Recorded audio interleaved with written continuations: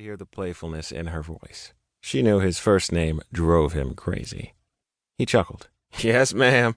He opened the door to his classic Chevy, set the bowl on the seat, and climbed in.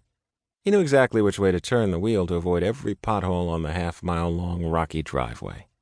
It was a quick drive to Nana and Alice's. They lived even farther outside of town than his family home was, which he had to admit was a little worrisome. Nana and Alice were getting up there in age, and the family constantly worried about something happening to one of them. A few minutes later, Tyler was taking another long gravel driveway, then passing an old white farmhouse he had always loved. It was his favorite house in town, and one he would love to work on. He wondered if Alice's only son ever thought about her, about his family home. He'd left town not long after his father passed, abandoning Alice. Tyler didn't know the story behind that, and frankly, he didn't want to.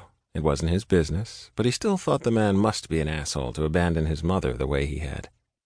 Nana and Alice lived in a small cottage on the same land. Alice had lived in it forever. He guessed the big house was too much space for her. As soon as he was out of the truck, he heard Alice call through the screen door. "Get your slow ass in here, child. We're burning daylight, and I want some pie." I'm coming. Stop being so damned impatient," he teased. "My hero." Alice plucked the bowl from his hand the second he stepped inside.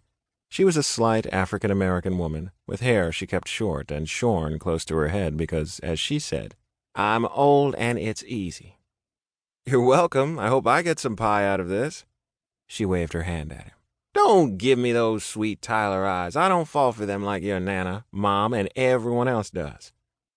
"Well, that's hardly fair," Tyler joked. She rolled her eyes. "Okay, fine. I do fall for them. You're trouble, Tyler Holloway. Eyes just like your Nana's make you always get your way." It wasn't the first time he heard that he always got his way. His siblings had teased him with it all his life. Went back to being the baby of the family and all. What they didn't realize was that they were just as overprotective of Tyler as his parents were. It drove him crazy sometimes. "Where's Nana?" he asked. "She's out back on the porch swing, knitting. I'm going to go say hi to her." "I'm going to make my pie before my sweet tooth does me in. Can you imagine what finally killed old Lady Alice? Helen Holloway's grandson taking so long with the damn blackberries." He chuckled. Crazy old lady. He loved the woman like his own grandmother. She practically was. He'd asked his grandma once if there was more to her relationship with Alice than everyone knew. It was something people wondered, but pretended they didn't, because that kind of thing didn't happen in Cottage Grove. Tyler had never known a same-sex couple in his life, which was part of the reason he kept his secret. "I love Alice with all my heart. She's my dearest and truest friend, and I never would have made it through this life without her by my side," Nana had answered.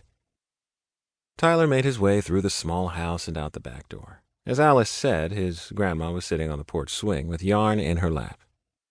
"You almost killed Alice, you know." He smiled, kissed her cheek, and sat down. "I know, she told me." Her pale hand shook slightly as she knitted. "How's my favorite grandchild?" "Good. And how's the smartest person in our family for seeing how amazing I am?" "I'm good, too," she sighed, and he knew it was just lip service. He could always read Nana. "What is it?" he asked.